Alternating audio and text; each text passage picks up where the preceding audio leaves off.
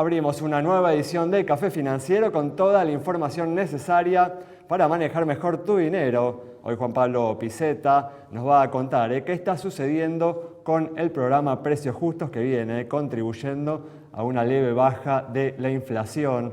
Pablo Bevilacqua nos va a brindar información sobre un tema muy importante relacionado con los seguros para autos, cuál es la suma asegurada de responsabilidad civil que nos brinda una protección adecuada contra la posibilidad de un siniestro. Gustavo Nefa va a repasar lo sucedido, los mercados de capitales y en el último bloque vamos a conversar con el economista José Ciaba Cerrate para analizar las principales noticias económicas de estos últimos días.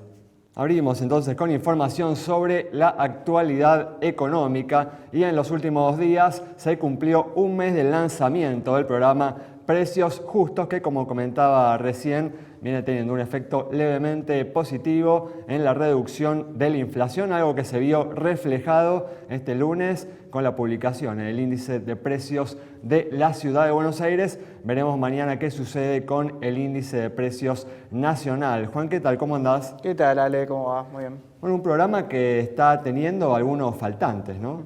Sí, es el principal inconveniente, ¿no? que está teniendo este programa.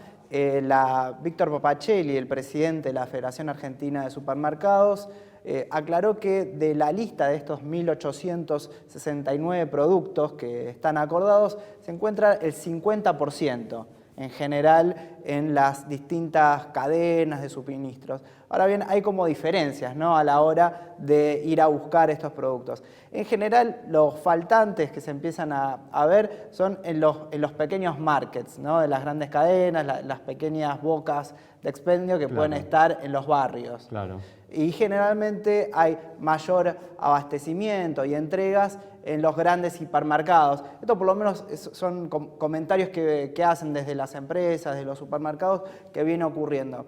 Ahora bien, también hay que señalar, ¿no?, esta particularidad que hay con los almacenes, ¿no?, que tampoco se terminaron adhiriendo al programa. Era algo que era previsible porque en las últimas ediciones de estos acuerdos de precios no venía pasando, pero sí estaba la expectativa de que estos acuerdos marcos de manera indirecta iba a afectar, ¿no? Recordemos que Precios Justos es un congelamiento de precios a toda esta lista de 1.800 productos y después se establece un tope del 4% para el resto de la canasta. Bueno, en eso también viene hay un punto flaco ahí. Ahí mencionabas vos el caso del índice de la ciudad de Buenos Aires. Bueno, en el caso de pan y cereales se vio un aumento del 6,2%, ¿no? Claro. De aumento, algo que supera en ese rubro, y frutas el 14%, que obviamente no está incluido. Aún así, en el promedio de alimentos hubo una baja considerable, ¿no? Aún así hay una desaceleración, hay un efecto positivo. Pero bueno, obviamente está esta cuestión de grises por un lado, ¿no?, y efectos positivos por el otro, que uno imagina que se van a agudizar, ¿no?, con el transcurso de los meses. Con el transcurso de los meses se presume que la inflación va a seguir estando, ¿no?, en torno por lo menos de un 3-4%, y ahí se va a ver, sobre todo para beneficio de los consumidores, las brechas entre la canasta de precios congelados con el resto de los precios de la economía, que por supuesto se van a seguir moviendo. Pero es importante saber que en algunas cadenas comerciales uno va a conseguir, ¿no?, estos precios que van a ser mucho más ventajosos a los que se consiguen en otros comercios, ¿no? Sí, eso por supuesto, ¿no? Esto se va a empezar a ver más en los almacenes de barrio, se va a empezar a ver más esta diferencia que con las grandes cadenas que tienen esta oferta por lo menos disponible. Esto también hay que señalarlo, probablemente haya problemas de señalética en algunos casos, en algunos supermercados, por lo tanto es importante bajarse la aplicación y tener disponible esa lista de productos que ahí aparecen con imágenes y todo el listado completo. Y en este panorama, ¿no?, que se va planteando con la inflación de cara al final del año, ¿cuáles son, ¿no?, las alternativas de inversión que se presentan, ¿no?, como las más recomendables? Gustavo, ¿qué tal? ¿Cómo andás? ¿Cómo andás, Ale? Muy bien, por suerte. ¿Y cuáles son, ¿no?, las opciones que a vos más te gustan para los inversores, para los ahorristas? Bueno, la evolución de los bonos en dólares ha sido muy buena desde mediados de octubre. Eso corresponde a un movimiento de los mercados internacionales, a no engañarse que no es un factor idiosincrático, sino es una mejora en el apetito de riesgo de todo el arco inversor a nivel mundial. Pero en Argentina tenemos alternativas muy buenas dolarizadas con obligaciones negociables, que son los bonos corporativos. Especialmente la gran pregunta, ¿no? Que justamente la estás de alguna manera sugiriendo con esta recomendación que vas a hacer es ¿pesos o dólares? Nunca el extremo, diversificar la cartera, más cuando los pesos rinden tanto. Si los pesos no rindieran tanto. Ahora, vos mencionaste una inflación muy alta, es un 100% la expectativa para el 2023, para el 2022 baja un poquitito, del 99% se mantiene estanca en los últimos 2 meses, pero es un nivel muy alto. Elevadísimo. Muy alto. Entonces hay que aprovechar también lo que rinden los bonos en pesos, no tan largos, junio, julio, pero claro, en la antesala de unas PASO. Esos bonos rinden 8% más inflación. Y si le gana el dólar te lo pagan. Es decir, es un bono dual, ¿sí? Claro. El TDL y el TJ 2023 son bonos que tienen esa característica de pagar lo mejor, peor para el gobierno. Dijiste, te gustan las obligaciones negociables y también te gustan estos bonos soberanos duales, ¿no? Sí, dentro de las obligaciones negociables me gustan los riesgos de crédito buenos y con generación de divisas. Las empresas, por ejemplo, para American Energy, que es un canje muy bueno, muy exitoso, tiene un bono con un cuponazo de 9, 1/8. Arcor tiene un bono con un cupón de más del 8% también al 2027 ambos. Eso sería dentro de lo que serían las preferencias de menor riesgo crediticio y un poco largas como para elevar un poquito el rendimiento. También podemos hablar de acciones. El mercado accionario se ha duplicado en pesos este año, está por encima de la inflación, que está en 66% y 88%. Un gran desempeño, ¿no? Si bien estas últimas semanas se ha aminorado un poco, ¿no? Sí, bueno, venía ganándole la inflación, o sea, ha sido un hedge o una cobertura frente a la inflación muy buena. Algunas empresas obviamente han estado con un comportamiento estelar, las utilities, YPF, y algunas empresas más desreguladas, otras no tanto, los bancos y otras empresas de consumo doméstico como Telecom han tenido, digamos, una performance bastante mala en relación a la inflación o al dólar. En ese combo me gustan algunas empresas atrasadas como Mirgor, que creo que tiene un futuro, está haciendo todas las cosas bien y tiene un futuro todavía brillante. Y dentro del espectro de empresas exportadoras seguimos con las mismas recomendaciones que en este mismo programa hemos hecho en algún momento, como Vista Oil o Pampa. Muy bien.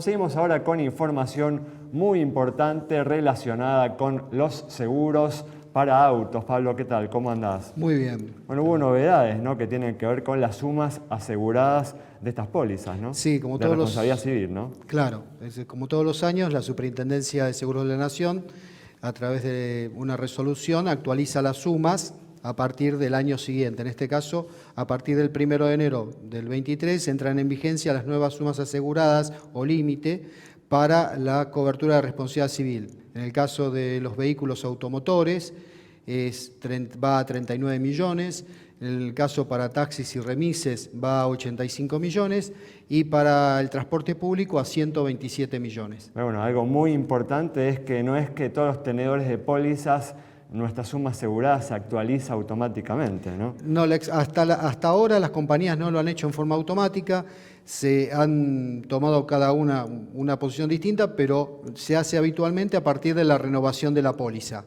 Hasta ese momento siguen manteniendo la suma asegurada que tenían hasta la vigencia anterior, que es este año es de 23 millones. O sea que uno tiene que tener como asegurado cuidado con este tema, ¿no? Sí, yo le recomendaría a la gente que trate de hablar con su aseguradora y pida que le actualicen la suma, que se la eleven al nuevo límite, dado que los riesgos de responsabilidad civil no se resuelven en forma inmediata, se tardan en resolver. Algunos hasta llevan varios años, por lo cual con la mayor suma que pueda contar es muy importante. Pues si uno puede tener que hacerse cargo con el bolsillo propio, ¿no?, de la indemnización el límite de un es damnificado eso. en un accidente. Claro, ¿no? El límite es eso, la compañía paga hasta ese límite. Hoy en día, hoy la compañía paga hasta 23 millones. Si el juez determina que tenés que pagar 40, son 23 millones la compañía, 17 el dueño del vehículo y el conductor. Un tema delicado, ¿eh? Sí. ¿Y cuál es la suma asegurada que recomendás, Pablo? Hasta ahora la que puso la Super para arrancar el año, supuestamente con los números que hacen, alcanzaría o podría alcanzar. Pero en el marco inflacionario que tenemos es totalmente incierto.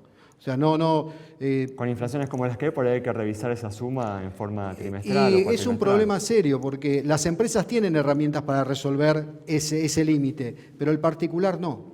Muy bien. Bueno, Pablo, muchas gracias. Por favor. Con esta información muy importante para todos los asegurados de automotores, cerramos este bloque. Recordá que te puedes comunicar con nosotros a través de Twitter, a través de Facebook y a través de WhatsApp para hacernos cualquier consulta y transmitirnos cualquier inquietud. Quédate con nosotros. En instantes regresamos con mucha más información.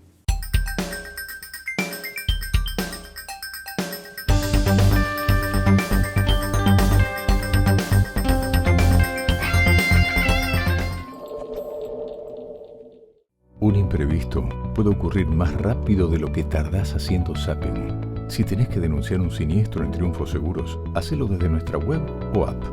Triunfo Seguros, más cerca tuyo. Somos Mercantil Andina. Con nuevas tecnologías creamos una experiencia única en seguros en cada rincón del país, con los valores que nos identifican hace 100 años. Más interconectados que nunca, en una comunidad que inspira, evoluciona y crece. Mercantil Andina. Incondicional, siempre. La nueva Cooperativa de Seguros le ofrece las mejores coberturas para usted y su familia. Contáctese al 0800-333-4455. La nueva, honestidad para asegurar, solvencia para responder.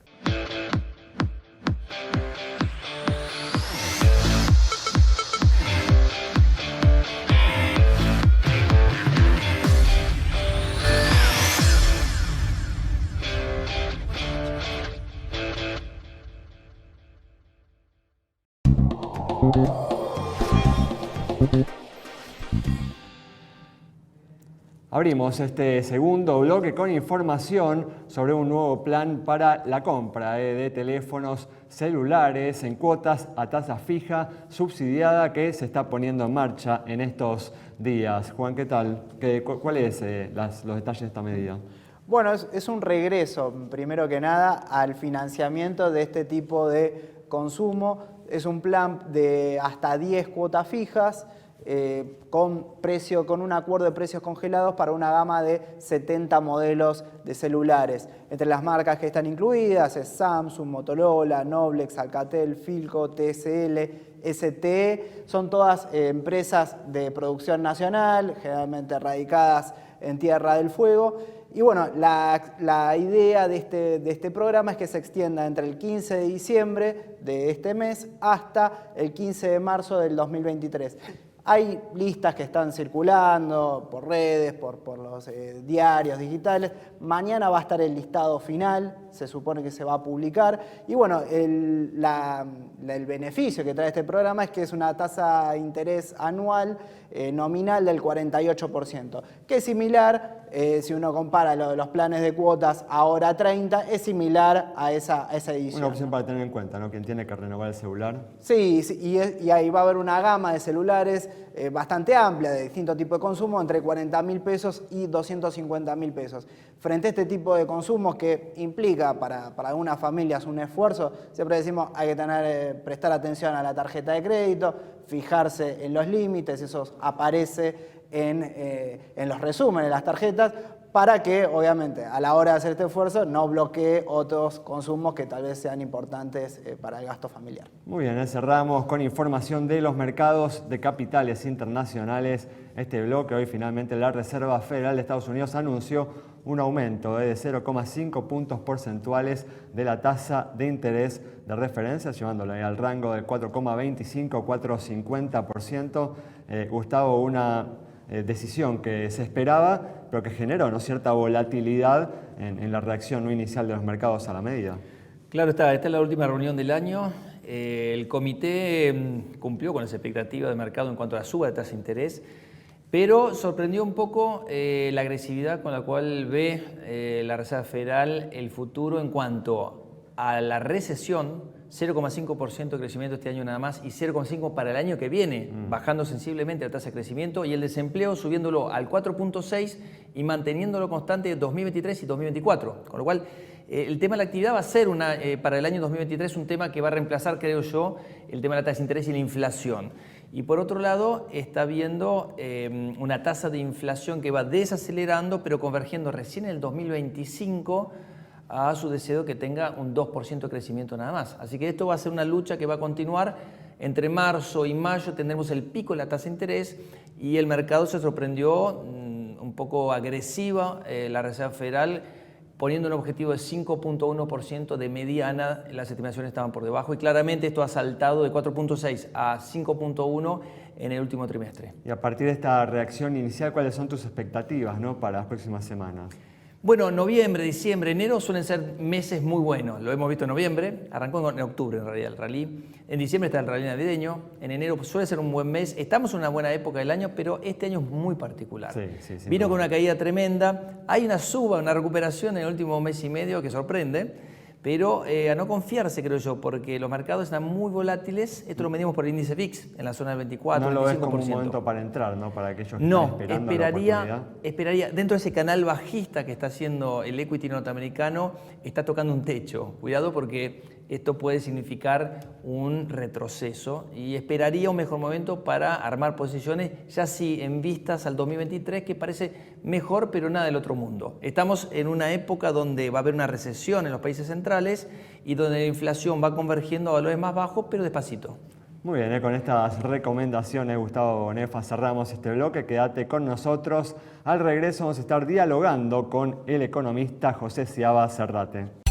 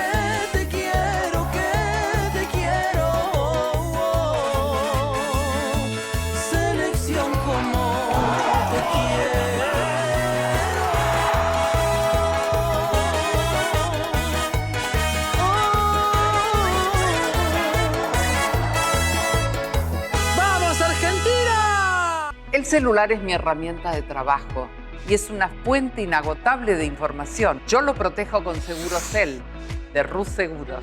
Asesórate con un productor o cotizá y contratá 100% online. Segurosel de Rus Seguros. Este invierno vení a disfrutar de la tierra de encuentros. Termas de Río Hondo y la Madre de Ciudades están listas para que vivas una experiencia inolvidable donde te espera el sol. Termas es...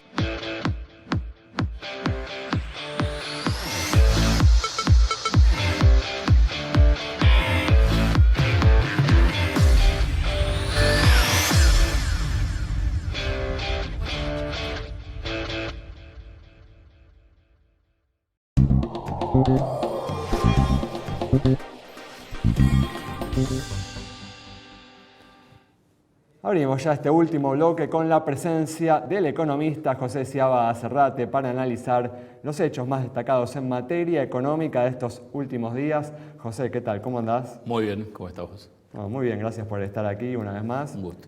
Y hablábamos en el primer bloque del tema inflacionario. Esta semana, el lunes, se presentó el índice de precios de la ciudad de Buenos Aires, que dio una baja al 5,8% y se espera un resultado similar, algunos esperan un resultado similar para el índice nacional que se va a publicar en el día de mañana. ¿Crees que se están viendo algunos efectos del programa de precios justos que puso el gobierno en marcha hace un mes más o menos? A lo mejor. Yo creo que la carne está incidiendo, la carne está desacelerando la suba por factores que no tienen que ver con el acuerdo de precios. Uno es la demanda china que ha bajado y los despachos han bajado ahí.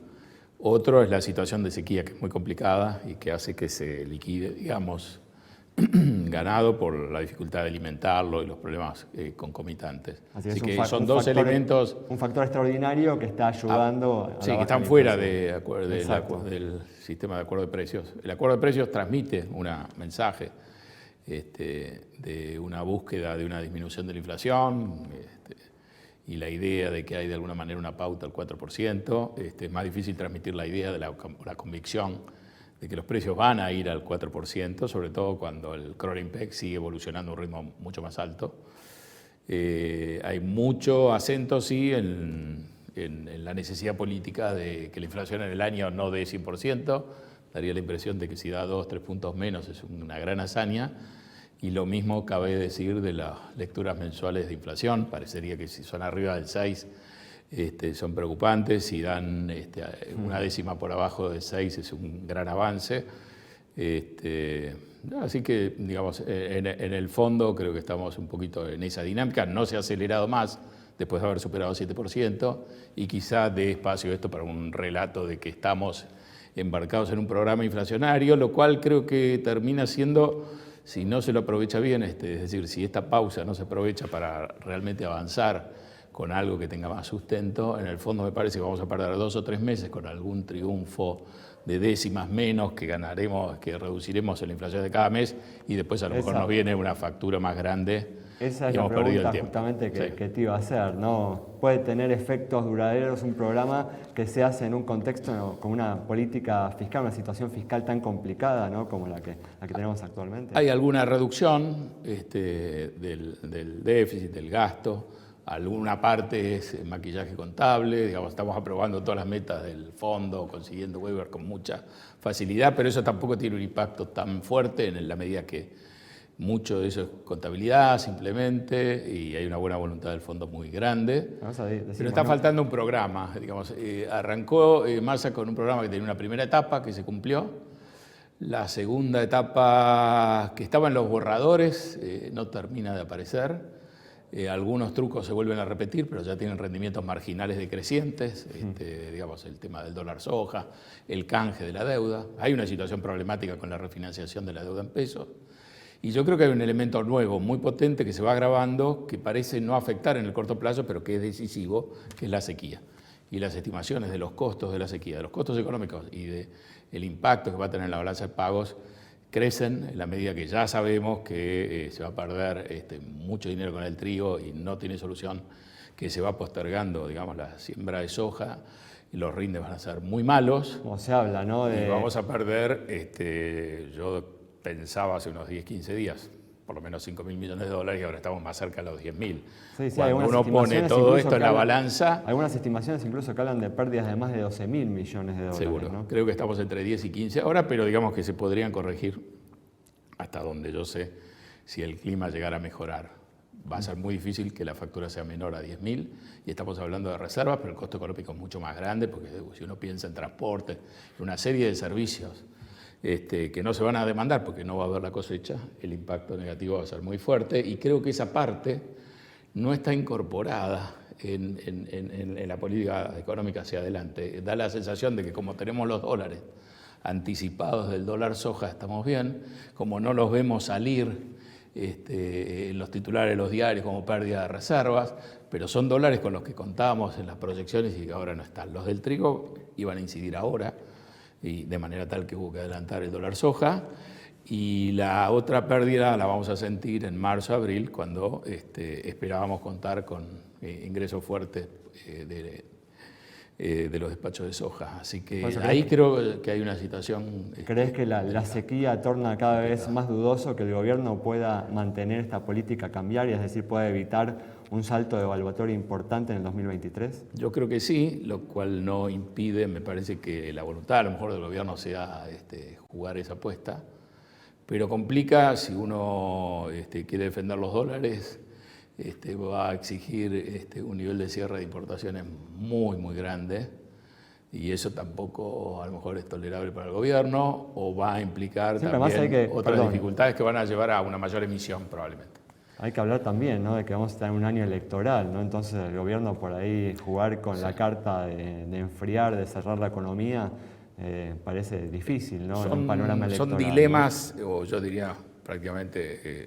un trilema bastante complicado, donde la actividad está en juego e indirectamente el empleo, si ustedes quieren, o los niveles de salario, está en juego la balanza de pagos, los dólares disponibles o no, la inflación, y creo que va a haber dificultades crecientes si uno no tiene un plan consistente que se debería implementar en el verano, cada vez va a ser más difícil sobrellevar esto en momentos donde nos vamos a estar acercando a la campaña electoral. ¿Qué grado de probabilidad le atribuís a que el gobierno aparezca en el verano con un programa económico consistente? No lo descartaría, pero nada, todo indica que está entusiasmado con lo que está haciendo ahora. Pero en algún momento no descarto que alguien piense que el verano es la última oportunidad para tratar de hacer algo que corrija con efectos positivos en el largo plazo y permita, o al costo, digamos, de asumir algunos costos de corto plazo en el verano. ¿Esperás un enero caliente con el dólar libre como fue el enero de este año, el 2022? Yo no descarto ningún escenario de ese tipo. Creo que es muy probable que tengamos un periodo de calma que transmita la idea de que el gobierno ha manejado con mucha cintura esto y que después venga una factura de golpe, donde nos demos cuenta que en cierta medida hemos estirado una situación inestable, pero no hemos atravesado sobre todo el momento más complicado, que es la elección, donde paradójicamente el gobierno necesita tener más despejado el horizonte. En la medida que esto se va estirando, pero no se va solucionando, uno se sigue quedando con una prima de devaluación, a pesar que el core del IPEC es muy importante, está la expectativa de una gran devaluación, y creo que si uno pudiera corregir eso en el verano, aún a costo de tener una inflación más alta en el verano, podría llegar mejor parado o digamos, me parece que con más resto a la parte del año más gravitante. Muy bien, muchas gracias, José.